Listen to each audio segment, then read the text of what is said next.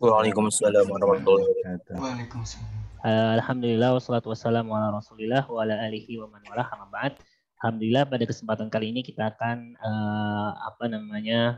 belajar bersama dari Ustaz Sony Suda tentang metodologi penelitian ekonomi syariah.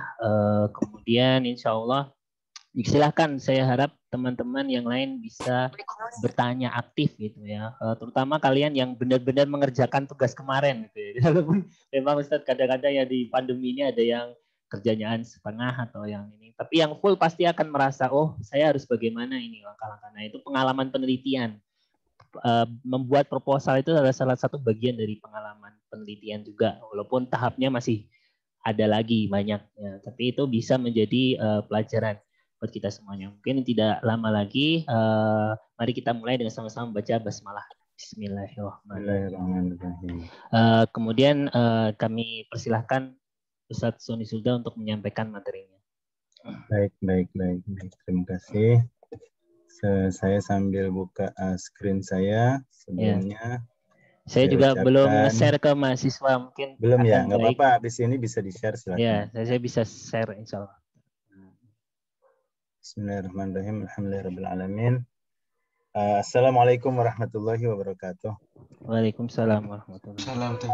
Alhamdulillah, salatullah wassalamu ala asrafil anbiya wal mursalin sayyidina Muhammad sallallahu alaihi wasallam wa ba'du.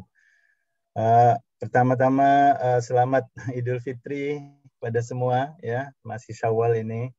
Semoga perjalanan Ramadan kita kemarin dan dilanjutkan dengan Idul Fitri memberikan semangat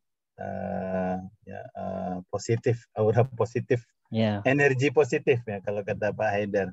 Energi positif sebesar-besarnya untuk kita terus bergerak ya, menjalankan rutinitas tugas dan amanah. Saya ucapkan mohon maaf lahir dan batin. Semoga silaturahmi kita pun makin kuat ya ke depan. Terima kasih atas kesempatannya. Saya akan lanjut dengan sharing screen. Baik, apakah sudah kelihatan, Pak? Ya, sudah. Baik. Terima kasih atas antusiasme dan juga keikutsertaan teman-teman sekalian dalam kelas ini. Saya ini pernah ngajar metodologi penelitian, tapi itu sekitar 4 atau 5 tahun yang lalu, itu terakhir kalau untuk mengampu mata kuliah. Nah, jadi saya harus lihat-lihat lagi dan juga update ya beberapa perkara ataupun hal yang bisa di-share. Baik, yang kita sudah lalui di kelas yang lalu itu adalah pengenalan. Di mana pengenalan itu penting, bukan hanya berkenalan dengan pengajarnya, tapi yang lebih penting berkenalan dengan mata kuliah yang kita ingin jalani. Maka saya berikan penekanan pada pentingnya kita memiliki visi dan misi penelitian yang tepat atau yang betul ya, dilandasi dengan semangat ibadah ya, dan menjadikan penelitian itu menjadi bagian dan sarana ibadah kita kepada Allah Subhanahu wa taala. Oleh karena itu output dari penelitian itu tidak bisa dan tidak boleh ya melawan perintah Allah ataupun counterproductive dari makna ibadah itu sendiri. Saya juga tekankan pentingnya mengadopsi nilai-nilai baik itu persyarikatan ataupun nilai-nilai universitas kita yang memiliki visi misi tertentu dan apa yang ingin dicapai dengan mahasiswa mempelajari metodologi penelitian ekonomi syariah ini. Lalu saya juga sempat sampaikan dari pengalaman saya bagaimana contoh-contoh ataupun skop ya dari penelitian hukum yang ada sekarang, di mana penelitian hukum ini terus berkembang dan semakin kontemporer, mengadopsi aspek-aspek interdisciplinary ya. Itu bisa dicek lagi di dalam materi yang lalu. Nah, jadi saya ingin sambungkan dari situ. Biasanya saya kalau kuliah saya cek lagi apa yang sudah kita buat terakhir. Nah, sekarang kita sambungkan. Masih yaitu pada materi kuliah kedua, ya, kerangkanya ada di sini. Ya. Kerangkanya ada di sini.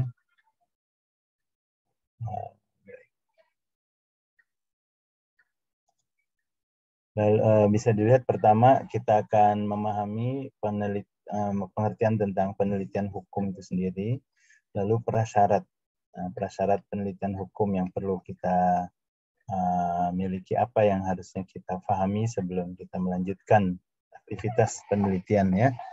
Lalu juga sangat penting memahami sumber penelitian hukum, lalu tujuannya apa, penelitian hukum itu tujuannya apa, kemudian jenis-jenis dan pendekatan penelitian, approach, ya, the nature and approach of legal research, dan kemudian kita sedikit lebih spesifik mendalami penelitian yang bersifat doktrinal dan juga empiris. Mungkin sudah sebagian ya disampaikan oleh Pak Azhar secara dasar lah disampaikan.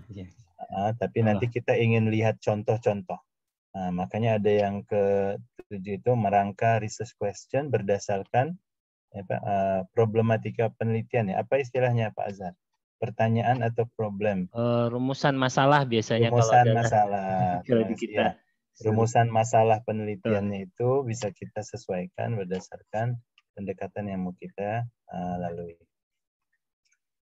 Baik, pertama kita mulai ya pengertian legal research ataupun penelitian hukum syariah. Di sini ada dua komponen ya, research dan juga legal. Nah, jadi research itu atau penelitian kan bisa macam-macam ya, penelitian bidang ekonomi, penelitian sosiologi, penelitian social science, penelitian teknologi, ya, ataupun penelitian bersifat abstrak, filosofis dan seterusnya. Nah, ini kita penelitian yang spesifik di bidang hukum, ya, dan hukum ini tentu termasuk di dalamnya adalah pengertian syariah, ya, hukum atau syariah. Apakah research atau penelitian itu? Saya bacakan terus yang bahasa Indonesianya, ini sama ya, Inggris Indonesia. Tindakan menyelidiki suatu masalah secara hati-hati dan cermat. Jadi peneliti itu ya menyelidiki satu masalah ya dengan hati-hati dan cermat, tidak serampangan. Nah, makanya perlu metodologi. Ya, jadi dari perumusan awal aja itu sudah spesifik. Nah, Anda para mahasiswa yang melakukan penelitian, Anda melakukan sebuah tugas yang begitu mulia. Karena pertama memang tujuannya bagus, dan kedua tidak semua orang akan bisa melakukannya. Ya, karena secara umum kalau tidak terlatih untuk meneliti, dia hanya akan melihat garis besar. Ya, garis besar. Contoh kalau ada orang, misalnya satu hari Pak Azhar masuk kelas ngajar pakai baju batik. Ya, kalau yang tidak meneliti betul-betul, mungkin dia hanya melihat, oh itu baju batik bunga-bunga, sudah cukup, tok ya, titik di situ. Tapi nanti ada mahasiswa yang neliti betul, ya itu apa itu patternnya, pola gambar dalam baju batik itu diteliti betul. Jadi sampai-sampai mungkin nggak dengar kuliah, tapi diteliti ini gambar apa gitu. Jadi nanti Pak Azhar kalau ke kampus, ke kantor, ke kelas pakai batik, jangan yang terlalu jelimet itunya, Nanti mahasiswa sibuk nih, apalagi yang sudah belajar metodologi penelitian, disuruh teliti kata Pak Sony ya.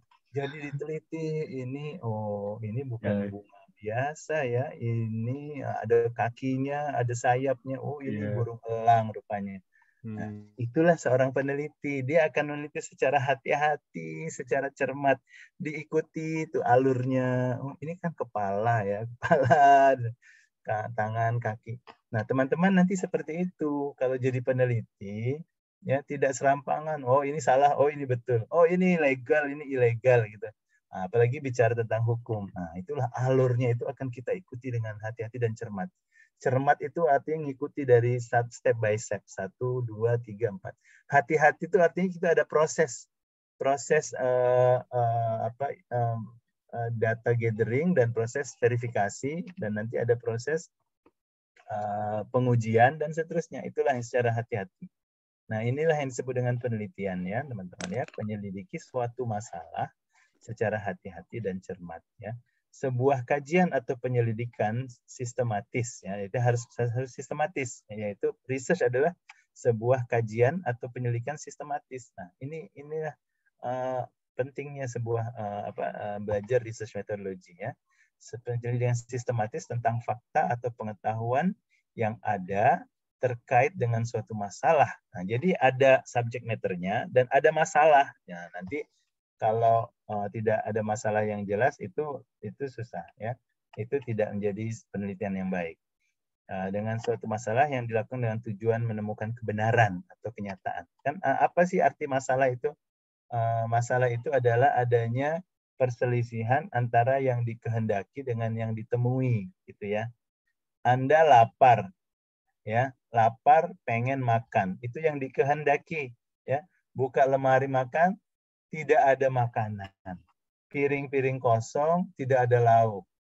Nah, apakah ada masalah? Ya, di situ ada masalah karena ada selisih antara yang dikehendaki, yaitu kepengen makan, lapar, dengan kenyataan bahwa tidak ada makanan. Nah, itu kan masalah. Jadi Anda ingin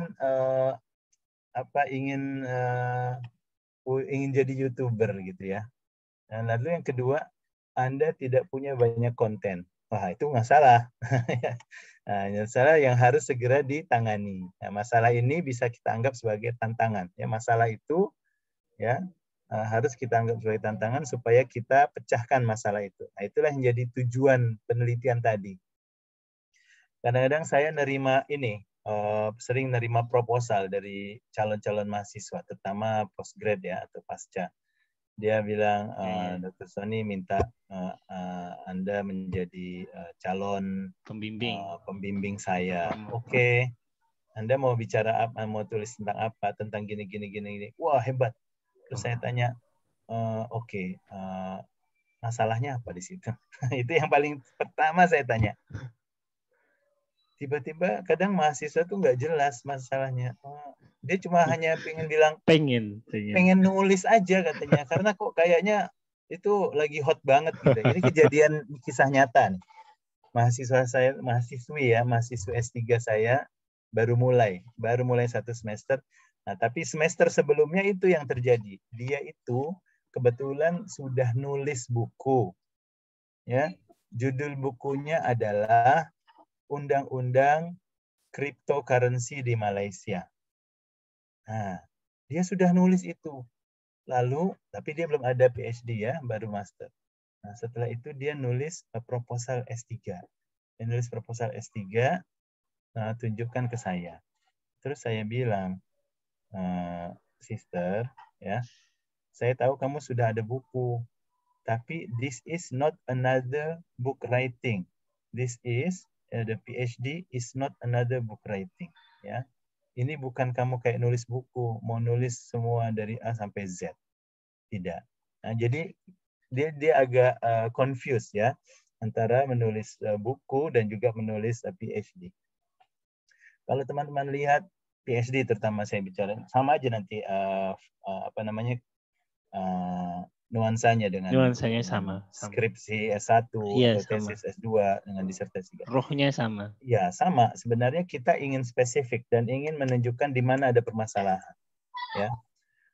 Kalau Anda lihat banyak ahli-ahli yang sudah jadi ilmuwan dalam bidang-bidang yang begitu hebat, begitu besar. Katakanlah kalau dalam hukum tentang ahli tata negara gitu ya.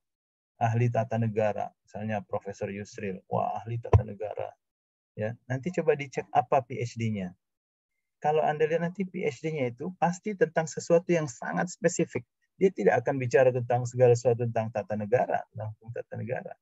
Mungkin dia akan bicara tentang dasar hukum dasar Islam dalam konstitusi. Itu satu, ya. Atau dia akan bicara tentang hak non-Muslim di negara Muslim. Itu kan isu konstitusi juga. Nah, jadi ketika dia sedang bikin jadi peneliti, dia akan spesifik tentang itu. Ya. dia akan sangat spesifik. Nah, nanti setelah dia selesai, barulah dia bisa meluaskan horizon dia. Jadi ketika melakukan penelitian, sebenarnya penelitian itu harus spesifik dan apa permasalahan yang ada. Tidak seperti nulis buku, gitu ya. Maka dia harus kajian itu harus sistematis. Nah, jadi adik-adik ini ketika memulai nih, oh nanti saya harus nulis apa gitu ya. Oh tiba-tiba semua orang ngomongin apa? Fintech. Semua orang ngomongin fintech. Semua orang ngomongin Bitcoin. Semua orang ngomongin apa? Apalagi Pak Azhar yang lagi hit. Yang lagi hit ya Bitcoin, Ya, Bitcoin. kemudian ada macam-macam sih. Macam-macam ya, apalagi terkait dari teknologi macam-macam. Ya, Nah, media jangan sosial, media sosial. media sosial apakah baru-baru ini ada kajian PhD sejauh mana saya baru jadi review artikel sejauh mana media sosial berguna bagi dokter dalam melakukan prakteknya. Nah, itu kan spesifik ya, tidak bicara Iya, media sosial secara umum, tapi iya, udah. penggunaannya oleh praktisi medis. Nah, itu juga penting. Ini sekarang nih, semua orang ngomongin vaksin. Ya, Nah, vaksin itu apa? Aspek-aspek legalnya, aspek apa syariahnya, ya betul, bicara tentang kehalalannya. Nah, betul. jadi ketika Anda mendengar sebuah isu besar, segera dispesifikkan ya. Jangan terbawa dengan semua orang ngomong hahaha. Semua orang ini generalis ya. Ini namanya generalis. Semua orang ngomongin vaksin. Nah, tapi ketika insting peneliti kita harus langsung menjunam spesifik ya. Langsung coba kalau ibaratnya kita melakukan sebuah pohon apa istilahnya ya brainstorm apa itu Pak peta mind mapping Brainstorming, mind nah mapping. atau Ya, mind mapping lah maksud ya, saya ya membuat pemetaan. Nah, betul. pasti kan yang tengahnya tuh besar sekali, yang tengah lalu ujung ke ujung itu mulai mengecil, mengecil, mengecil. Nah, Anda langsung cari itu ya, di kawasan yang di luarnya itu, jangan di tengah-tengah. Ya, misalnya vaksin, urusan apa substansi vaksin, lantas tentang hukumnya, lalu hukumnya terkait nanti isu pencampuran dan lain-lain. Nah, bicara yang lebih spesifik. Nah, itulah kita ingin lihat bahwa kajian itu harus sistematis tentang fakta atau pengetahuan yang ada ya terkait dengan suatu masalah yang baru. Nah, jadi di situ ada kontinuitas kesinambungan ya antara yang kita pahami sebelum ini dengan masalah yang baru. Nah, ini salah satu masalahnya sekarang. Kita pikir masalah itu masalah baru. Oh, rupanya tidak baru ya. Rupanya ada orang yang sudah buat. Oh, kita aja yang kurang piknik ya. Nah, betul. Betul itu Kurang sering. piknik ke Bang perpustakaan. piknik. Betul. Kurang baca. Nah, ini juga harus ini hati-hati. Ini hati-hati ketika ini salah satu masalah di permulaan ya. Pertama, masalah itu Pak, penelitian terlalu luas. Nah, ketika dispesifikkan, dia pikir belum ada orang lain buat. Rupanya sudah ada orang lain buat benda yang hampir-hampir sama. Gitu. Wah, udah nggak aci lagi. Berarti di situ kan harus ditekankan pentingnya kajian pustaka. Di mana Nah, sih sebenarnya yang masih bolong, yang masih nggak dilakukan kajiannya. Atau misalnya kajiannya sudah ada di Amerika sana, coba di Indonesia. Itu kan juga ya termasuk artinya nanti betul. ada aspek komparatif. Oh, sudah ada Betul. di Amerika tapi belum ada di Indonesia. Nah, gitu. Jadi itulah tentang secara umum apa itu research. Nah, sekarang tentang hukum. Nah, sekarang kita sudah padukan penelitian. Jadi kita tidak lagi membicarakan meneliti tentang politik, sosial, teknologi ataupun tentang pola baju batik Pak dosen, tapi kita langsung masuk ke penelitian hukum. Nah, nanti apalagi hukum atau syariah ya, hukum syariah, ekonomi syariah ya. Nah, apalagi itu nanti udah lebih spesifik. Maka penelitian ini adalah tentang sebuah studi sistematis, seperti tadi kita katakan, yaitu tentang aturan hukum, prinsip-prinsip hukum, konsep, teori, doktrin, kasus yang diputuskan, lembaga hukum itu sendiri, mungkin tentang institusinya, atau tentang permasalahan yang terjadi di masyarakat, atau kombinasi dari beberapa atau semuanya. Nah, ini yang dinyatakan oleh Profesor Anwarul Yakin. Beliau ini dulu dosen saya di Malaysia, sekarang sudah ke India. Ada bukunya Legal Research and Writing. Ya, jadi memformulakan penelitian hukum itu banyak. Ya, nanti kita tunjukkan lebih jauh ya apa kira-kira skop-skopnya. Gitu ya. Maka terkait dengan pengertian penelitian hukum, maka tidak bisa kita tidak bisa lari dari memahami dua hal yang komponen utama, yaitu research dan syariah. Tapi oke, bicara tentang hukum ya, hukum atau syariah. Apakah hukum, apakah syariah? Nah, jadi saya pikir ini kan sudah dipelajari ya di pelajaran lain, di mata kuliah lain tentang ilmu pengetahuan ilmu pengantar ilmu hukum ya, mungkin ya. Pengantar ilmu hukum ataupun syariah ya. Nah, ini intinya itulah hukum adalah body of rules ya, peraturan di dalam masyarakat ya yang diambil atau diekstrak dari sumber-sumber tertentu dan dinyatakan mengikat ya, karena kalau tidak mengikat itu bukan hukum ya. Baik itu mengikat ini bisa mengikat secara komprehensif atau parsial ya. Ada kadang-kadang mengikat hanya untuk komunitas tertentu, mengikat untuk industri tertentu. Nah, itulah ciri-cirinya law ya dibanding yang lain.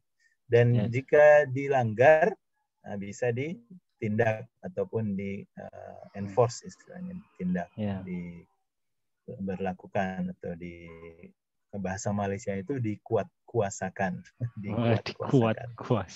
diimplementasikan dan bisa dikenakan sanksi. Nah, itulah hukum ya. Nah, syariah tentu kita juga memahami secara umum ataupun khusus. Syariah secara umum ya semua way of life for Muslim. Tidak hanya sekedar hukum tapi tentang muamalah, tentang akhlak, itu semua syariah secara umum. Tapi secara khusus syariat juga dinyatakan sebagai aturan-aturan dalam hukum Islam ya. Nah, ini secara hanya sekedar mengingatkan lah, pastinya sudah belajar secara umum apa itu hukum, apa itu syariah, dan juga teori-teori tentang arti hukum ya, teori berbagai lah teori dan pengertian hukum. Hukum positif ya, ada hukum naturalis, positivis, dan seterusnya. Nah, jadi gini, maka kalau kita tidak pernah belajar tentang teori ilmu hukum, ya kita tidak bisa melakukan penelitian hukum. Ya, ini masalahnya nih kadang-kadang di Malaysia, di tempat kita ini kadang-kadang, atau mungkin di Indonesia ya, ada yang mau ngambil S2 hukum atau S3 atau S3 hukum, tapi background sebelumnya bukan hukum. Nah, itu ada sedikit gap ya. Cuma saya pikir di Indonesia ada program penelitian itu harus ngambil mata kuliah dulu sebelumnya. Saya pikir matrikulasi, gitu, kalau biasanya kita namakan matrikulasi. Matrikulasi atau persiapan. Ya, betul, ada prasyarat gitu ya. Nah, kalau kayak di tempat kami, kalau tidak ada background hukum malah tidak bisa ambil S2 atau S3 hukum. Kecuali nanti didukung dengan pengalaman, misalnya dia sudah begitu lama puluhan tahun ya bekerja dalam industri ataupun dalam bidang hukum. Nah, itu bisa dipertimbangkan. Karena apa ya, nanti takutnya ya disoriented gitu loh, mau bicara tentang hukum tapi ujung-ujungnya nanti bicara tentang sosiologi. Nah, nanti tidak kena ya, karena kalaupun mau bicara social research dalam undang-undang, maka itu harus ada komponen hukumnya. Jadi bukan social research, namanya social legal. Namanya social legal research. Ya. Jadi itulah kenapa penting untuk memahami apa itu hukum, apa itu syariah. Nah, ini yang juga, ini agak fundamental. Jadi selain memahami teori-teori hukum, juga kita perlu tahu kan apa saja sih yang perlu kita pahami ya, sebagai peneliti bidang hukum. Yang pertama, sejarah legal system itu sendiri ya. Karena ya kalau kita bicara sejarah legal system, kalau bicara penelitian hukum kan nanti harus disesuaikan dengan aspek historis ya, aspek kenapa hukum itu ada, terjadi, dan seterusnya gitu. Nah, saya kasih contoh ya, kalau bisa belajar, karena saya banyak belajar di hukum common law ya Pak Azhar ya, jadi saya belajar misalnya kenapa sih ada sistem juri gitu. Lalu apa sih peran-peran hakim dalam peradilan. Nah, itu sangat terkait dengan sejarah. Lalu kenapa sih kalau di Inggris atau di negara-negara common law kita harus belajar kasus-kasus, kan itu jadi presiden ya, kasus-kasus itu menjadi presiden yang mengikat, tidak seperti di Indonesia. Kalau di Indonesia tidak wajib ataupun tidak harus menjadi karena kasus yang diputuskan di pengadilan di Indonesia tidak memiliki kekuatan hukum yang sama dengan undang-undang. Nah, ini sama di mana-mana di negara-negara civil law countries atau Roman law, civil law atau continental law, ya, di mana undang-undang itu lebih berpandukan pada undang-undang tertulis, hukum kanon, ya, canon law. Nah, itu juga ada sejarahnya. Ada sejarahnya gimana dulu ya ketika di kerajaan di Romawi dulu di zaman Konstantinopel misalnya mulai melakukan kodifikasi hukum. Nah, itu dan juga ini terrefleksikan di dalam hukum syariah. Jadi untuk mengetahui teman-teman, kalau dibanding hukum syariah Islam ini lebih dekat ke sistem common law atau continental law. Nah, dalam banyak aspek dia lebih dekat ke continental law. Misalnya dari segi kodifikasi. Nah, di Islam juga kita melakukan kodifikasi. Jadi hukum itu dikodifikasi sampai baik zaman Khalifah, zaman Turki Utsmani, kan ada Al-Majallah tuh. Lalu zaman-zaman mazhab mereka mengkodifikasi hukum dalam kitab-kitab mereka gitu. Dan lalu di Indonesia sistem kompilasi hukum Islam ya, KHI. KHI. Jadi modelnya begitu. Adapun di sistem common law, hukum itu dulu tidak dikodifikasikan, dari awal itu tidak dikodifikasikan. Jadi tidak ada inisiatif, walaupun dulu ada Magna Carta gitu, tapi yang itu tidak hanya sebagai semacam fundamental law. Tapi setelah itu dia tidak dikodifikasikan karena tidak ada insiden historis seperti yang terjadi di Romawi dulu, di mana dulu kan ada kasus ya, karena salah saya ini banyak versi lah, tapi dulu di Romawi itu ada seorang penguasa yang begitu kejam ya, membuat undang-undang sehingga sebagai reaksi dari itu maka dibuatlah sekumpulan legal scholars yang untuk duduk bersama dan mulai menuliskan hukum gitu. Karena mereka nggak mau terjadi kezaliman atau kelaliman rejim ya yang sebelumnya terjadi. Saya lupa nama ini sebentar. Yang Pak Julius Caesar itu saya pernah kadang ada filmnya. Tapi ya ada seorang ahli hukumnya yang mempengaruhi. Drakon. Nanti bisa dicari DRACON ya, drakon. Itu yang menjadi istilah dalam bahasa Inggris draconian law. Draconian law itu kalau dalam bahasa Inggris artinya hukum yang kejam, represif, opresif. Ya, draconian law itu asalnya dari kata drakon. Drakon ini nama dari seorang ahli hukum di zaman Romawi yang memang sangat kejam. Wah, kesalahan dikit pun pancung kepala, kesalahan sedikit pun sangat sanksinya begitu kejam, harsh ya. Lebih kejam, tidak seperti hukum syariah ya, walaupun kelihatan kata orang kejam, potong tangan atau bunuh. Ya, ada poin-poin ini. Iya, ada itunya, justifikasi segala macam. Ada pemaafan juga. Pemaafan. Nanti ada kalau ada keraguan jadi dikurangkan gitu. Nah ini enggak, pokoknya tergantung mereka maunya gimana, semua dihukum macam-macam. Nah inilah drakon ini jadi titik tolak dari perjalanan undang-undang kontinental sehingga para ahlinya duduk satu meja dan membuat dan menuliskan undang-undang ya, zaman Justin ya. Dan ini juga diikuti cara yang sama oleh negeri-negeri, karena dulu kan Eropa bareng ya, Romawi itu kan luas, nanti mencakup Perancisnya, Jermannya, Belandanya, Italinya. Nah itu semua akhirnya mengambil pendekatan yang sama, kodifikasi hukum. Adapun di Inggris tidak terjadi itu. Lalu apa yang terjadi? Kalau ada permasalahan ya, memang mereka punya undang-undang secara umum, apalagi mereka dulu berpandukan pada Bible ya, pada Injil mereka, pada Bible mereka. Jadi apa yang ada di Bible itu dipakai. Nah, contohnya dalam Bible itu ada istilah love your neighbor ya, cintailah tetangga kamu. Itu dalam istilah Bible ya. Kalau dalam Quran, hadis juga banyak sebenarnya, banyak yang mirip.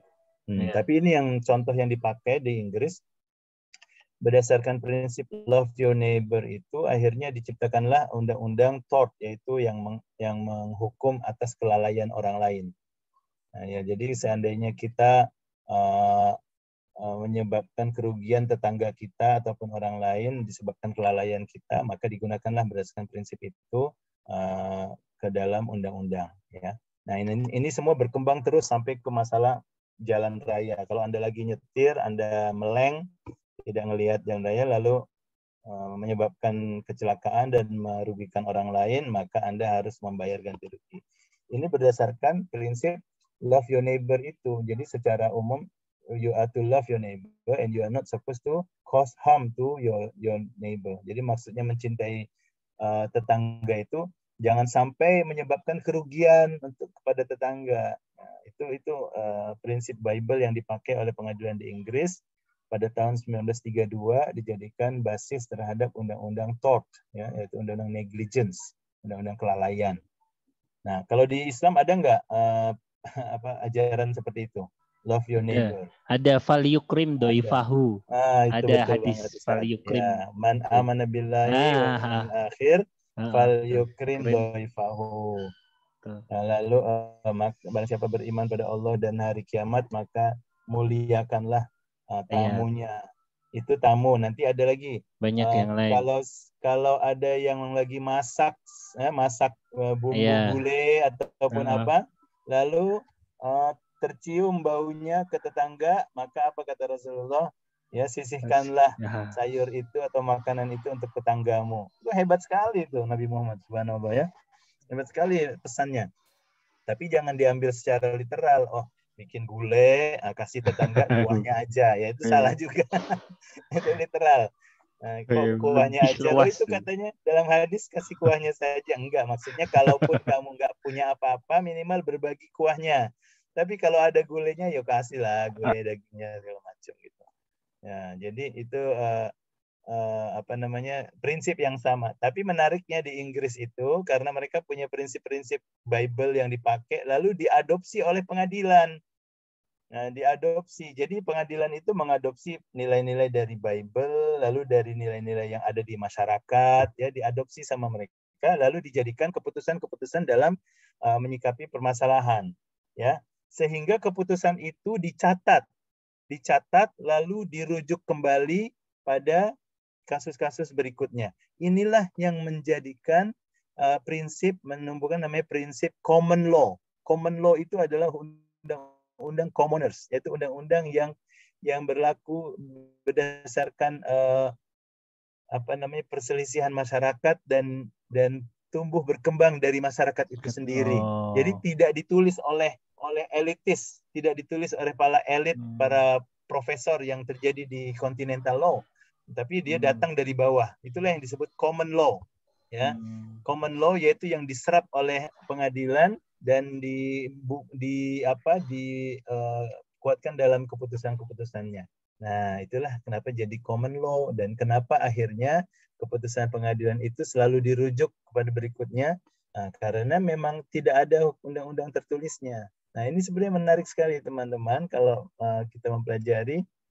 Akhirnya kita bisa ngerti ya kenapa di Inggris atau di Malaysia, Singapura, Brunei, kenapa mahasiswa hukumnya harus melihat kembali kasus-kasus yang terjadi tahun 1900-an, 1800-an, kadang-kadang gitu ya. Kita harus membuka lagi lalu melihat bagaimana undang-undang itu diterapkan dalam kasus-kasus itu. Nah, ini menarik. Termasuk sistem juri. Kenapa ada sistem juri? Bagaimana sistem juri itu berkembang? Siapa sih orang-orangnya? Nah, lalu kenapa di banyak tempat, termasuk di Inggris sendiri, sistem juri mulai dikritisi? Kenapa? Di Amerika juga. Bahkan di Malaysia sudah dihapus. Dulu ada sistem juri, sekarang dihapus. Nah, menarik ya. Ini agak melebar ya bicara tentang ilmu hukumnya, tapi menurut saya ini adalah materi-materi fundamental yang kita harus Betul. selalu Ingat. awas. Jadi kalau kita mau bicara tentang hukum tertentu, coba kita telusuri sejarahnya sedikit, historinya bagaimana, gitu ya. Lalu kita juga bicara tentang sumber-sumber hukum. Nah, ini sangat penting ya. Bagaimana supaya kita tidak salah ambil sumber. Apalagi kalau di Indonesia sudah ada hierarki ditentukan oleh undang-undang. Mana yang lebih tinggi dari yang lain. Jangan kita nanti salah kaprah, salah aplikasi, malah kita menggunakan hukum yang rendah untuk Melawan mengkritisi hukum yang undang-undang atas. yang tinggi. Nah, itu kan salah kaprah. Nah, karena kita lupa, oh iya, rupanya peraturan OJK itu ada di bawah undang-undang, ya misalnya ya. Tidak di atas undang-undang, jadi POJK di bawah undang-undang. Nah, itu kan nggak boleh salah gitu. Saya kasih ini ya gambaran tentang sumber undang-undang. Ya, nanti setiap negara beda-beda. Di paling atas sekali ada konstitusi ya, undang-undang dasar. Lalu jangan lupa kita punya amandemen ya, jangan salah. Oh, nyari-nyari ke dalam internet, nyari pasal sekian kok nggak ada ya, rupanya yang kita lihat undang-undang dasar yang asli. Jangan lupa ada amandemen 1 sampai 4. Betul ya, Mas? 4 ya.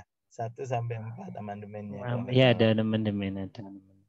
Ya, ini juga ada isu Amandemen 1 kalau sampai ada 4. Jokowi mau maju lagi, ini ada amandemen ini. Nah iya kan, berarti kan harus kita sebagai orang hukum langsung ngecek, oh itu kan udah ada di undang-undang dasar. Presiden nggak bisa 2 kali. Oke, di amandemen mana itu? Nah, berarti kalau yang itunya belum di amandemen, yang bawahnya tidak bisa apa-apa. Nggak Ya. boleh.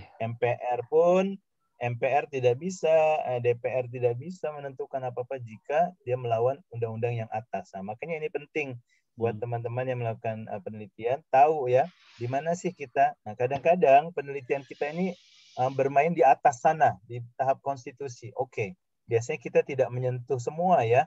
Lalu ada juga sebagian besar mungkin bicara di bagian undang-undang, yaitu yang kedua itu legislasi ya.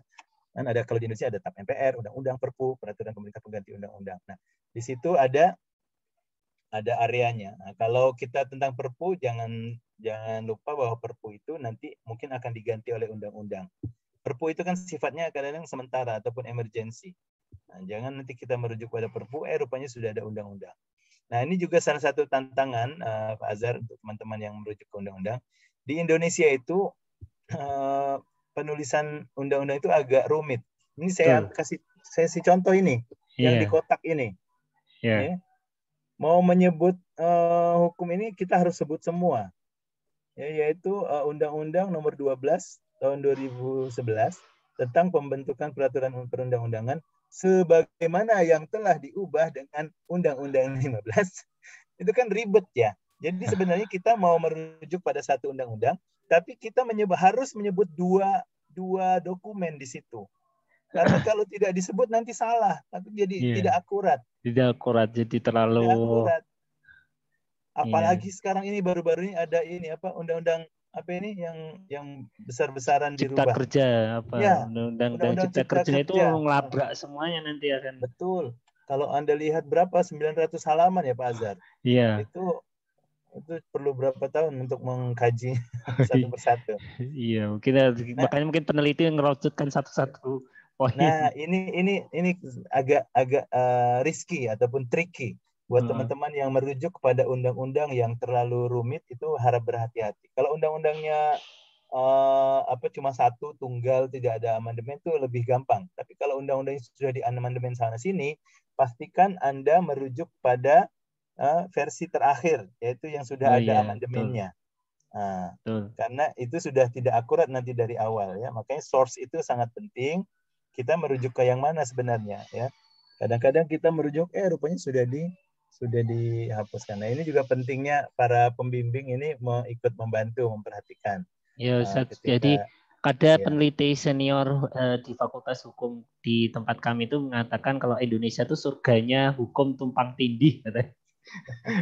Jadi ya ada salah satu poin juga. Jadi mungkin mahasiswa yang mau mengisahkan itu, kok punya aturan ini tabrakan sama itu, nah, itu jadi satu penelitian itu juga Itu bisa sama. jadi penelitian Iya ya. betul, bisa jadi penelitian. Jadi kemarin ada juga yang undang-undang wakaf juga sama. Iya. Jadi ekonomi syariah yang mungkin di KHI itu masih itu sering itu, tapi belum banyak yang mengulas dan concern membahas Ini itu. subhanallah, ini Memang harus kerja besar karena sebetulnya setiap mau ada undang-undang baru sebenarnya ada proses di mana akan ada koordinasi interdep ya, untuk memastikan undang-undang itu tidak bertabrakan. Tapi saya pikir ini sangat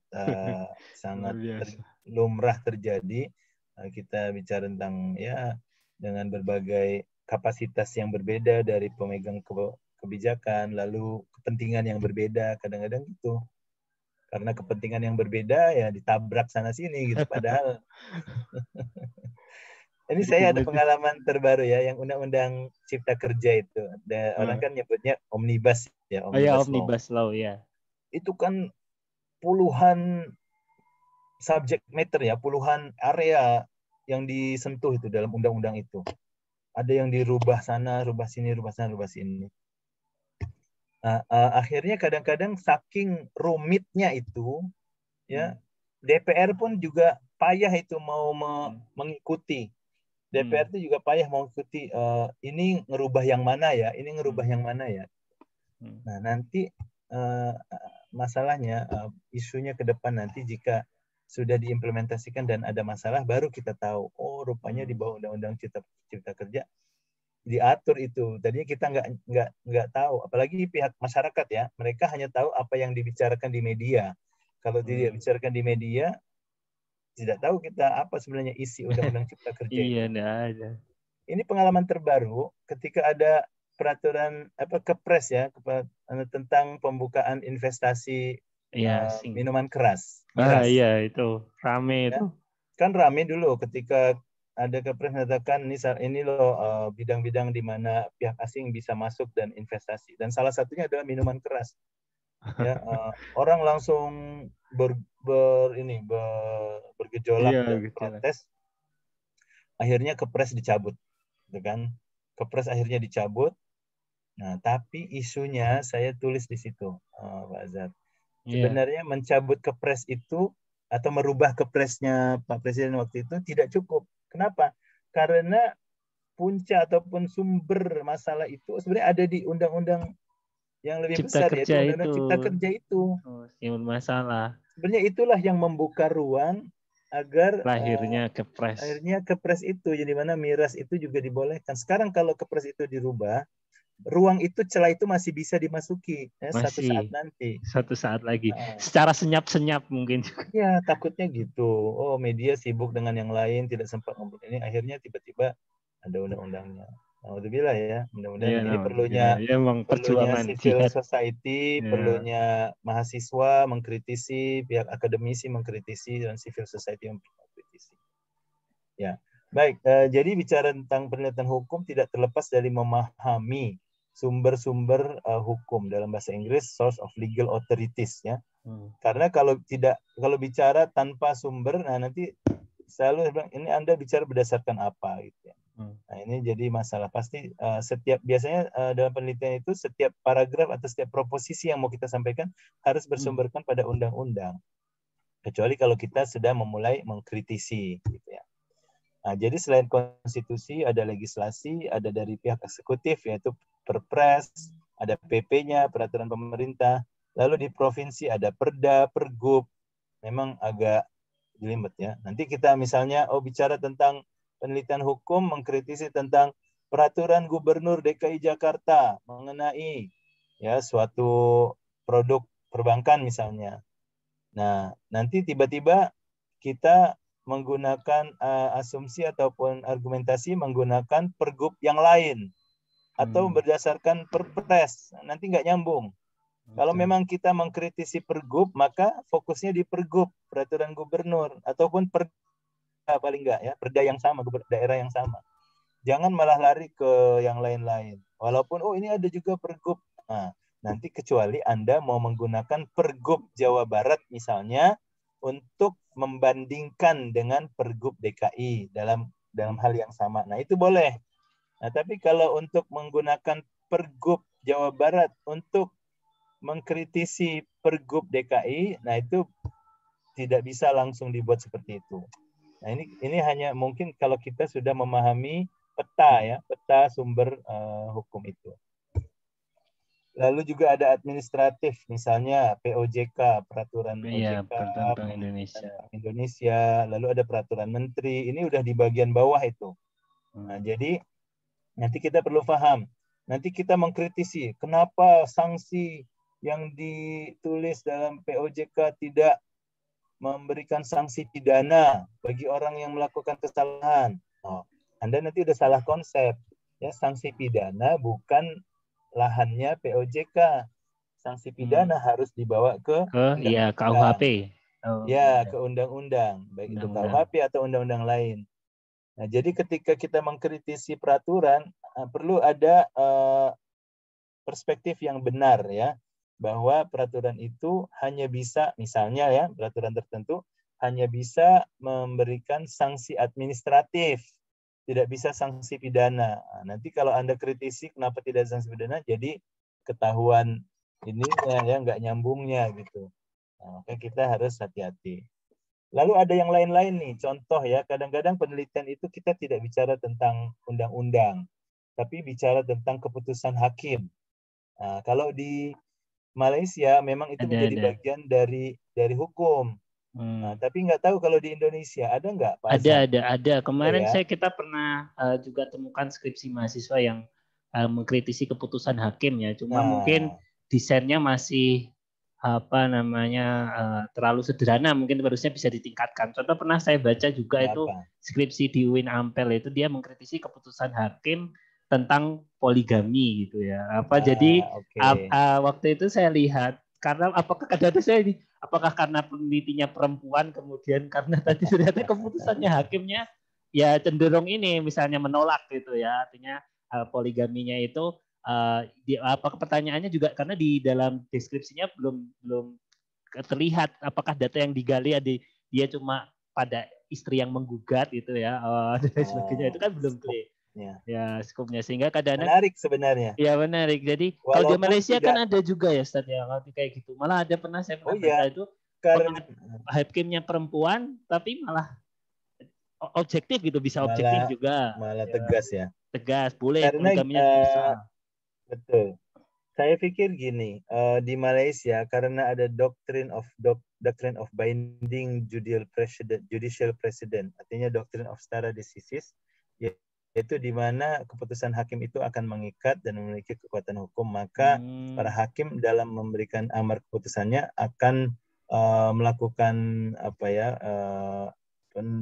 keputusan yang elaboratif ya, elaboratif, dan itu semua ditulis sesuai dengan rujukan macam-macam. Jadi kita baca amar keputusan hakim itu kayak baca artikel ilmiah gitu, dengan rujukannya, dengan argumentasinya, kadang-kadang jadi nikmat gitu ya. Wah, dan langsung diarahkan kepada kasus gitu. Nah, ini di Malaysia dan negara-negara Commonwealth, studi kasus dari putusan hakim itu sangat populer. Jadi sangat populer, mungkin tidak sepopuler di Indonesia. Berarti di sana data terbuka ya Ustaz? Kalau saya melihat mungkin akses data yang seharusnya saya pernah dengar di Indonesia itu pengadilan harus upload hasil sidang. Oh iya dong. Saya belum pernah harusnya ngecek. Kan gitu. Saya belum ngecek apakah benar-benar semuanya diupload. Kalau setahu saya kayak yang sudah sangat ketat itu Mahkamah Konstitusi ya, hampir semuanya ada. Tapi kalau pengadilan-pengadilan lain saya nggak tahu. Tapi saya pikir ya namanya keputusan pengadilan memang adalah public document. Nah, di Malaysia dan berbagai negara Commonwealth, keputusan-keputusan pengadilan ini sudah memang mereka punya websitenya, tapi yang tidak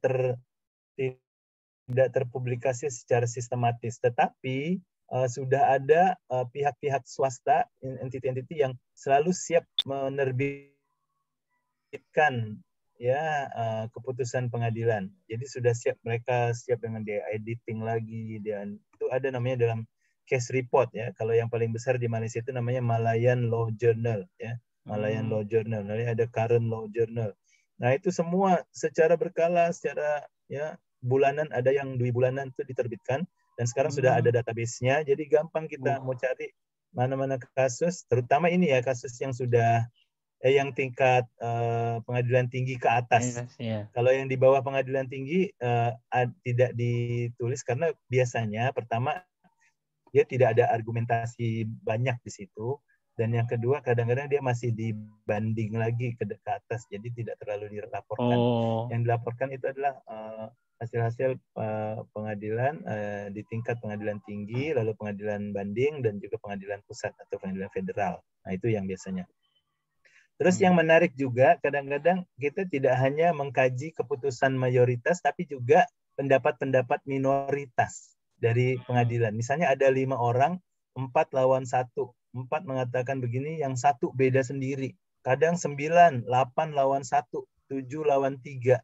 Nah, ini menarik. Nah, kadang-kadang memang yang jadi mengikat itu adalah keputusan mayoritas tentu. Nah, tapi kalau melihat keputusan opini-opini minoritas, dan istilahnya adalah dissenting opinion, yaitu opini yang melawan, opini yang bertolak belakang, gitu ya, yang tidak setuju. Nah, kadang-kadang menarik, kita bisa memperkaya argumentasi dan juga analisa hukum kita. Nah, di situ jadi kita bisa lihat, menurut hakim A beda, hakim yang lain betul, tapi yang A beda. Nah, kita bisa pelajari. Itu pun bisa menjadi area penelitian hukum, ya. Lalu Hansard itu apa? Kalau saya nggak tahu istilah kalau di Indonesia, Hansard itu istilah bahasa Inggris, yaitu buku log, ya, logbook yang berisi catatan pembahasan undang-undang di parlemen. Jadi debatnya, harusnya ada. Jadi tanya jawabnya itu semua dicatat. Wah, ini kan menarik. Bagaimana kita punya undang-undang ini? Apa dulu yang dibincangkan? Apa dulu yang diperbahaskan? Ya. Nah, ini bisa juga menjadi area untuk penelitian. Nah, saya nggak tahu kalau di Indonesia apakah harusnya ada. Dan tapi kalaupun ada, apakah disediakan publikasinya itu ya. publik? Makanya kadang itu dokumen eksekutif yang punya akses kita. Itu ya, kayaknya kadang nggak mudah ya untuk dapat. Ya, contoh kemarin yang terbaru ini Ustadz, saya pernah dengar publik. itu sama pas di masalah KPK misalnya yang saat ini juga lagi rame kan. Yang salah satu mantan komisioner itu Abdullah Hehamahua itu dia pernah menyampaikan pas rapat dengan pendapat di DPR tentang penyusunan undang-undang KPK yang tentang ada undang-undang APK terbaru yang kemudian mereka KSN. Nah, tes-tesnya itu di rapat tidak dalam rangka memecat, kan. Tapi akhirnya sekarang ya kan jadi di ruang dekat kesepakatan di ruang debat itu kayak ya gak diambil sama pimpinan KPK sekarang itu ya. Jadi malah saya pernah dengar ya, ini cuma dengar desas-desus, katanya kadang-kadang apa yang diketok palu oleh DPR ketika muncul terbitnya kadang ada perbedaan. Allahu alam. Ya kalau ada buktinya. Ada hal-hal yang kadang hilang. Ini saya tidak menuduh, tapi ini ada desas-desus ya. Saya nggak tahu kan kalau emang gimana. Itu kan. Nah, kalau ada Hansard dan itu terbuka untuk publik, itu kan sebenarnya lebih bagus dan bisa transparan. Para peneliti hukum pun bisa tahu, bisa merunut apa sih sebenarnya yang jadi perbahasan waktu itu dan seterusnya. Nah, ini sangat menarik. Ya, di Malaysia dan di Inggris terutama Hansard bisa dilihat. Bahkan di beberapa kesempatan Hansard ini dibuka di internet, bisa dicek, ya, bisa dicari. Lalu yang terakhir situ adalah community regulation. Kadang kita juga bisa meneliti peraturan-peraturan yang di luar ini semua, misalnya peraturan komunitas, kode etik, ya misalnya apa? Kode etik kedokteran. Kode etik kedokteran itu bisa kita bahas, tapi tentu harus kita hubungkan dengan undang-undang yang ada. Nah, jadi itu boleh. Jadi di situ bisa ranahnya bisa lebih rendah lagi, yaitu kode etik, bisa tentang regulasi komunitas ataupun industri tertentu. Nah, ini jadi rekan-rekan sekalian, dari slide ini kita bisa melihat otoritas undang-undang ataupun sumber undang-undang itu yang bisa kita pakai yang mana. Anda mau pakai yang mana? Anda mau bermain di ranah yang mana? Ya, itu kan tergantung subject matter-nya. Apakah itu masuk ranah undang-undang dasar atau undang-undang atau terus ke bawah. Nah, itu dan juga ketika melakukan sintesa sumber jangan nabrak gitu. Jangan yang bawah ngalahin yang atas, lalu yang provinsi satu nabrak dengan provinsi lain kita sintesikan, kan sebenarnya nggak nyambung. Nah, gitu. Baik. Saya kembali ke slide yang sebelumnya. Ini beberapa hal yang perlu difahami. Ini ya ada yang kreatif tadi. Iya, mungkin saya nggak tahu saat itu mungkin Bisa kadang-kadang problemnya. Tapi saya bisa udah tahu. diinikan. Tapi saya juga belum tahu sih ini kayak kadang-kadang sering ada gangguan mungkin atau mungkin saya pas beli ngupdate-nya kurang upgrade Nah, akunnya kurang sudah official ya. Oh ya sudah sudah saya alhamdulillah. clearkan, Oh sudah saya bisa. clearkan. Oh iya. Terima kasih Jadi Ustaz, mohon bisa maaf. nggak apa-apa. Itu kadang nggak sengaja Nggak juga. sengaja juga. Nah, Iya orang mungkin tiba-tiba gunakan itu kursornya mouse atau atau apa, tangannya. tiba-tiba tertulis. Iya. Iya. Baik, baik. Jadi buka dari anotasi situ nanti bisa di-clearkan. Oh, oke. Terima kasih Ustaz. Nanti ada, kita belajar tentang konsep tipologi of law ya. Nah, misalnya ini penting, tipologi of law misalnya apa? Undang-undang tuh ada tipologinya, misalnya hukum publik ya, hukum privat gitu kan. Nah, jadi di situ kita juga tahu kita nih mau bicara dalam ranah hukum publik atau hukum privat. Maka nanti ketika kita sintesakan informasi segala macam, maka harus konsisten ya, jangan masuk ke hukum privat. Saya ambil contoh gini. Undang-undang di Malaysia ya, undang-undang tentang pencemaran nama baik. Dan di Indonesia juga ada kan undang-undang pencemaran nama baik. Nah, Undang-undang undang-undang ITE. ya bisa lewat ITE-nya atau lewat KUHP-nya ada. Nah, namanya undang-undang pencemaran nama baik ini ada dua sisi. Bisa jadi sisi privat atau perdata, bisa jadi sisi publik atau pidana. Nah, yang mau Anda tulis tuh yang mana? Jangan ketika bicara nyampur-nyampur semua. Atau memang dari awal Anda ingin bilang memahami dari dua sisi. Oke. Nah, itu begitu. Jadi, kita tidak bisa melakukan itu kalau kita tidak paham tipologi undang-undang. Ya, hukum itu nanti ada hukum publik, hukum privat. Yang publik masuk dalamnya hukum pidana, hukum konstitusi, hukum lingkungan, pokoknya semua yang bersifat public interest ya. Nanti di bawah hukum privat ada kesalahan perdata, ada tentang perikatan dan seterusnya. Nah, jadi misalnya Anda mau bicara Bitcoin, Anda mau bicara sisi apanya? Sisi hukum privatnya kah? Atau sisi hukum pidananya kah? Atau mungkin mau gabungan? Nah, kan perumusannya harus jelas. Nah, jadi itu kita perlu paham secara umum ya sebelum kita masuk ke bicara penelitian lebih lanjut. Lalu kita memahami law making proses, proses pembuatan undang-undang. Nah, ya tadi ada yang lewat parlemen, ada yang lewat presiden. Nah, ini sesuai terkait dengan tadi sumber tadi ya. Lalu juga hubungan antara hukum dan pemerintahan, ini juga penting. Nah, jadi bicara tentang hukum akan banyak bersinggungan dengan hukum dengan pemerintahan. Nanti kita harus betul mendudukkan antara hukum dan juga pemerintah. Kan mereka tidak sama, tapi kalau orang yang nggak paham disangka sama. Hukum adalah pemerintah, pemerintah adalah hukum, kan tidak sama. Nah, jadi dalam mengkonsepkannya tentu harus berbeda. Lalu juga dalam kaitan sistem penegakan hukum dan juga sistem pengadilan.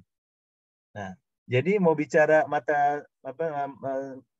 materi tertentu, kalau lihat undang-undang, materi tertentu dia masuk di bawah pengadilan agama misalnya.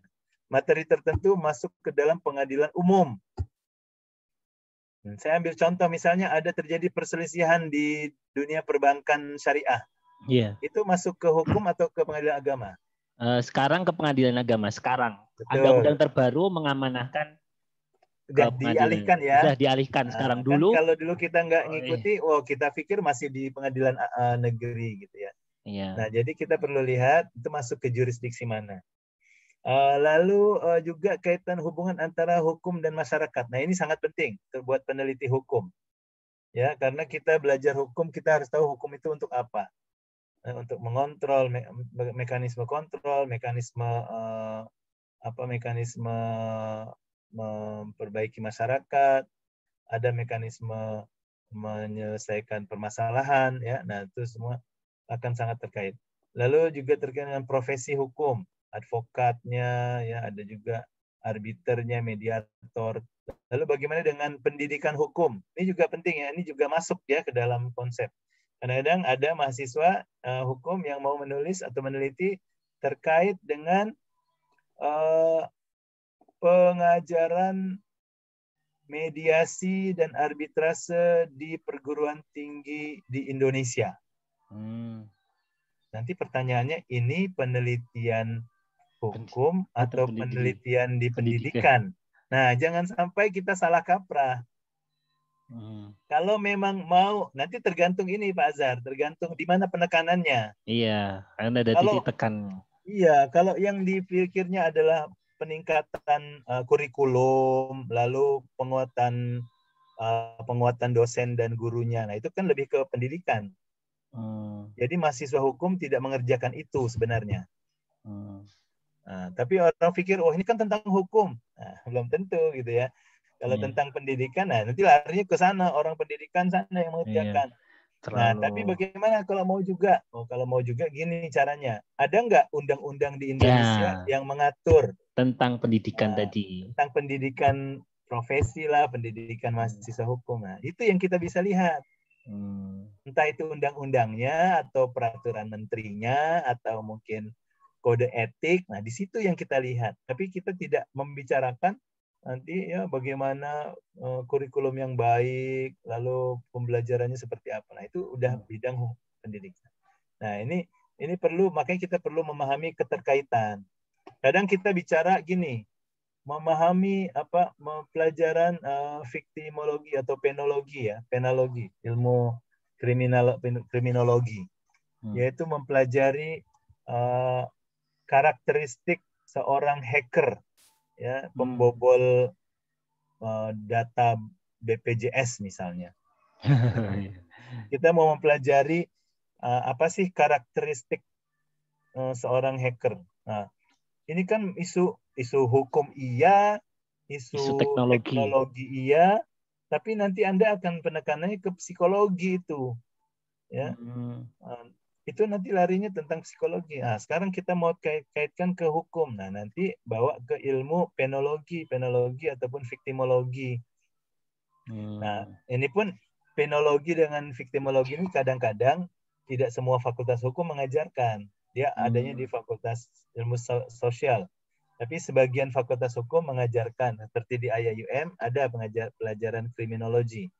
Nah, di situ tentu kita akan kaitkan dengan teori-teori hukum yang terkait dengan misalnya perlindungan saksi, perlindungan korban, atau tentang pencegahan pidana berdasarkan identifikasi profil kriminal. Nah, itu kan juga ilmu kriminologi. Nanti kaitannya dengan law enforcement, law prevention. Tapi ingat, kita tidak stressingnya tidak ke ilmu psikologinya, tapi lebih kita memahami itu demi mencapai efisiensi dalam hal penegakan hukum, ya, atau perlindungan saksi, hak asasi manusia, dan lain-lain. Nah, jadi kenapa saya tekankan ini? Banyak sekali permasalahan di sekitar kita. Nah, kita sebagai peneliti kita harus benar dalam mengkaitkannya dengan kajian hukum, ya. Bicara tentang teknologi, psikologi, sosiologi, tapi di mana sebenarnya benang merah hukumnya itu harus jelas. Jangan nanti ujung-ujungnya ini lebih sebagai penelitian penelitian filsafat malah kadang-kadang, atau psikologi. Nah, jadi penekanannya harus tepat. Ya. Nah, terakhir di situ juga relationship antara hukum dan juga peraturan yang lain. Nah, ini juga bisa diperhatikan. Baik, waktunya gimana Pak Azhar? Ya, ini sudah 40-an menit. Iya, 45 berarti menit. Mungkin apa perlu Pak kita Sony cukupkan dulu? cukupkan dulu juga tidak apa-apa. Apa namanya, Baik, kita akan lanjutkan apa namanya sesi pertemuan minggu yang ke depan. baik, Sebelumnya baik. mungkin ada pertanyaan dari mahasiswa, kami persilahkan, misalnya ada yang raise hand atau tidak. Saat ini belum ada. Nggak Ya, apa-apa. nggak apa-apa. Tapi alhamdulillah kita bersyukur ada beberapa mahasiswa bisa join itu, terutama tadi dalam hal sistematika hukum dan lain sebagainya. Kayaknya banyak sekali ranah yang bisa diteliti. Betul. Kemudian memang kendalanya di Indonesia ini akses data. Kemudian kalau di Ya, ekonomi ya. syariah itu problemnya adalah hukum yang tidak ada. Nah ini Wah, gimana Ustaz Sony? Hukumnya tidak gimana gimana? ada. Hukum yang tidak ada. Oh, belum ada hukumnya Belum gitu. ada hukumnya, belum ada. Ah, Sekarang kita lihat lah proses pembuatan hukum. Misalnya kalau lewat DPR itu serumit itu dan antriannya sepanjang itu gitu loh. Jadi ya, undang-undang syariah ini kan juga setahu kita masih yang paling sering muncul dan sering bisa adaptasi cepat itu fatwa MUI. Tapi fatwa MUI itu kan tidak mengikat seperti apa yang misalnya diputuskan orang teman-teman betul. DPR gitu kan. Malah itu menarik, Mbak Azhar, untuk jadi penelitian. Ya, ada banyak yang Akan jadi menarik. terakhir ini ya kemarin alhamdulillah dari univ kita itu ada yang diundang. Saya besok ke Jogja itu sama Komite Nasional Ekonomi Syariah itu membahas tentang perlindungan hukum ekonomi syariah. Nah, selama ini kan tidak Hmm, ada. Kita sering itu bagaimana kalau andainya ada orang mengatakan ini investasi syariah, kemudian orang masuk, kemudian tidak sesuai syariah. Nah, itu undang-undangnya belum ada, kayak udah tahu di Malaysia sudah ada ya, sampai seperti itu sudah ada, itu sudah masuk itu, udah diatur itu. sudah Artinya diatur ada dari untuk menjadi Dewan Syariah ya, Dewan Syariah gitu. ya, Itu sudah ada sudah ya. ada diatur. Tapi saya nggak pasti di mana. Oh Nah, iya. itu menarik, Ya, itu itu menarik. menarik. Jadi perlindungan hukum syariah besok saya di itu. Jadi yang diundang yang diantara apa namanya diskusi itu. Tadi memang kemarin sering kok saya melihat webinar tuh isu-isu dari teman-teman yang mungkin lebih leading dalam mengembangkan ekonominya. Mereka mengatakan kita itu yang problem paling besar di adanya kekosongan hukum. Hmm, Karena kita ya pencetus-pencetus ekonomi syariah juga kan mungkin kadang-kadang mereka menerapkan langsung dulu aja gitu.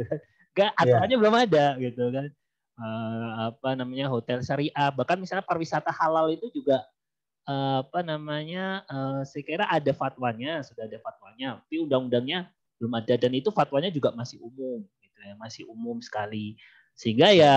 apa namanya dan mungkin itu kadang-kadang kita sering jadi orang ngomong syariah itu ya saya kalau ngomong syariah ya udahlah, saya kan gampang aja gitu loh. Itu kan jadi gimana ya? Kemarin juga kita sempat ada satu kasus lagi. Kemarin baru diteliti juga kita temukan. Kan sekarang di Pengadilan Agama.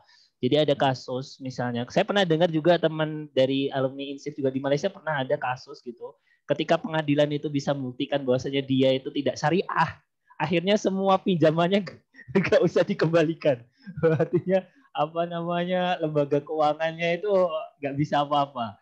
Berarti itu ya, dia sudah meruntuhkan kapasitas dia Iya, sebagai karena kemudian ditemukan si uh, penggugat itu atau dari nasabahnya bisa membuktikan lembaganya tidak syariah. Itu cerita di Malaysia. Di Indonesia juga ada tren, kita sering ikuti. Jadi tren di Indonesia itu ketika lembaga keuangan syariah bertemu dengan penggugat nasabah gitu ya di pengadilan agama terkait itu, mayoritas itu lembaga keuangan syariah kalah. Nah, karena kadang-kadang oh, iya mayoritas gitu apa namanya mereka kalah karena ternyata kadang-kadang lebih menguasai syariah nasabahnya iya. dibandingkan lembaga keuangan Atau syariahnya. tidak dapat pengacara yang handal Iya ya untuk bisa jadi atau mungkin mereka menganggap ini kayak konvensional karena banyak juga problemnya kan mungkin pengurusan untuk ganti koperasi konvensional dengan koperasi syariah ya tinggal ngajukan aja. Ngajukan saya berubah syariah tapi belakangnya ya masih masih sama lah ya apa ya ya. berbunga-bunga macam kayak gitu Oh, mas. oh, Nah, oke itu oke. ya saya juga nggak tahu itu kayaknya harus ada hukum sendiri karena kalau hukumnya umum kayak kau ya kan aturannya beda bukan kayak aturan ekonomi hukum Betul. bisnisnya konvensional tapi hukum bisnis Hmm. syariah misalnya ketika ada orang yang menyatakan saya syariah kemudian ternyata di lapangan tidak syariah maka ini ya jadi kalau secara garis besar ya secara kesimpulannya awalnya itu memang pembukaannya mungkin waktu awal biar tidak membebani gitu ya pertumbuhan ekonomi syariah. Tapi mereka cuma ini, jadi peraturan itu kan mewajibkan Dewan Pengawas Syariah, itu aja. Problemnya efektivitas Dewan Pengawas Syariah ini belum banyak teruji, karena siapa tahu orang dibayari, kemudian dijadikan di situ, ya banyak. Ya, DPS, tapi taunya syariah, mungkin ngajak pengajian, tafsir, tapi nggak tahu ekonomi. Apakah tidak ada itu ya pengawasan, harusnya kan ada pengawasan. Siapa yang duduk sebagai Dewan Syariah yang mengawasi kinerja DPS belum ada saya kira. Jadi DPS itu ya jalan-jalan aja, padahal kadang-kadang mereka cuma pencantuman nama. Apakah kemudian kan di MUI ya ada apa ya, DPS ada. itu MUI ya Dewan Syariah Nasional. Tapi ada. Setahu saya gini, ada beberapa nama yang duduk di Dewan Syariah Nasional, tapi dia juga duduk di DPS bank tertentu gitu ya. Oh iya, nah itu saya nggak tahu kalau di istilahnya di sana apakah ada konflik interest di situ, harusnya lebih independen. Ya, tapi memang terjadi nggak seperti itu? Ya terjadi kan, dan dibolehkan undang-undang. Undang-undang yang mana? Nah itu kan yang jadi konflik, biasa jadi potensi konflik di situ. Dia mengatur diri dia sendiri. Nah sering itu. Jadi akhirnya ya nggak bisa kejam, nggak bisa enforcementnya dipertanyakan. Nah itulah di Indonesia itu masih seperti itu, Satsoni. Jadi ekonomi potensi konflik hukum semakin besar ketika semakin pangsa pasarnya besar kan. Tapi ini kita belum terlalu siap, makanya kemudian Komite Nasional Ekonomi Syariah juga mulai concern di situ. Gimana lah ya, kalau enggak ya cicil dikit demi dikit kekurangan hukum di ekonomi syariah, nanti bisa mungkin diperkuatkan di OJK-nya atau produk hukumnya lewat apa gitu kan, yang lebih mengikat lagi. Kemarin juga sama ketika mereka, kalau para hakim saya lihat ya ada penelitian mengaitkan itu, ya mereka rujukannya fatwa MUI gitu kan. Fatwa MUI, fatwa DSN itu dijadikan rujukan. Ya kemudian ya itu tadi ketika diteliti kok kayaknya membebankan bunganya itu ya sama seperti konvensional. Jadi ketika udah nggak bisa bayar dilipat terus. Akhirnya kan nggak boleh seperti itu harus. Kemudian ya seperti itu. Semangat syariahnya itu nggak kerasa ya. Iya, mungkin kita masih kalah lah. Tapi makanya namanya juga mungkin masih berkembang. Ini masih berkembang, iya. Saya pikir kita tidak perlu pesimis, tetap bergerak. Nah, jadi terutama buat teman-teman yang belajar ini, yang prodi ini, saya pikir kedepannya banyak yang bisa dieksplorasi ya. Nah, ini menjadi ini belum matang ya, industrinya belum matang. Jadi anda-andalah nih adik-adik ini yang akan mengisi dan mematangkan nanti. Dan banyak juga hakim-hakim pengadilan agama kita kan backgroundnya bukan hukum ekonomi syariah, hukum ahwal syahsiah.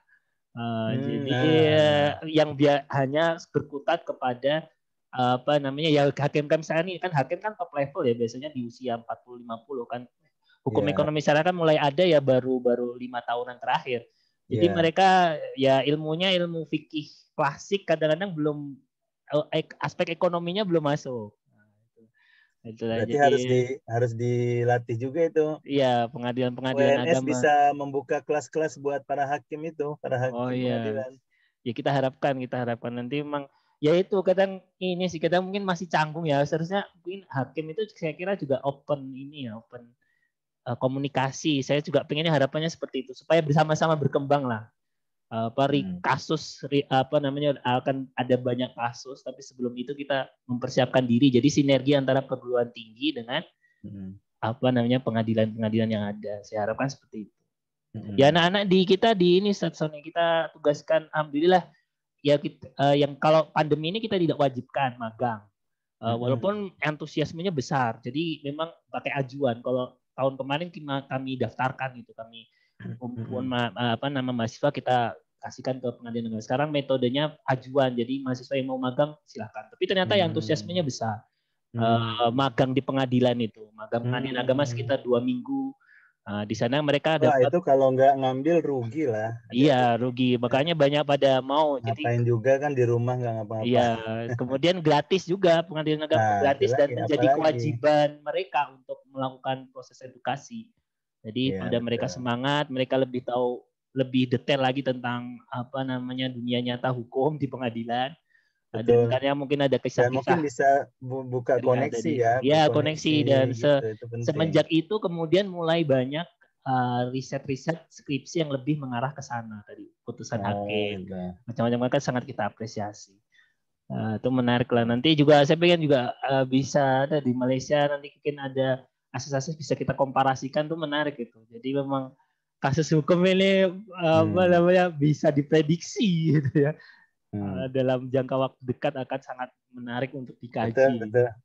Betul. Walaupun kemarin katanya kalau bisa ya memang syariah jangan sampai ke pengadilan, jangan. Ya, cuma kita waktu itu saya pernah diskusi. Ya bukan maksudnya untuk mendoakan akan ke pengadilan, tapi kita harus menyiapkan diri gitu. Ya kan sudah ada jalur-jalurnya. Ya, kalau memang bisa mediasi. Kalau enggak ya mau nggak mau harus ada yang berjuang di pengadilan. Gitu. Ya harus dia memberikan itu.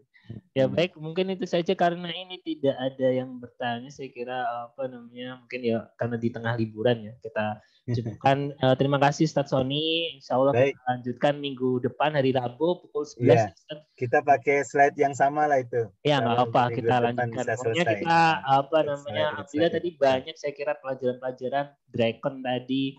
Jadi kayak saya melihat ada nilai apa namanya similaritas gitu ya konstruksi hukum baik di negara maju atau di negara kita atau dari agama kita dengan agama yang lain itu ada sedikit ya ada aspek kesamaannya gitu. Jadi itu yang juga bisa mungkin maksud saya kadang-kadang kalau kita publikasi internasional publikasi ini kan kita harus membuat isu-isu yang sebenarnya malah bisa diterima oleh semua golongan tadi. Betul.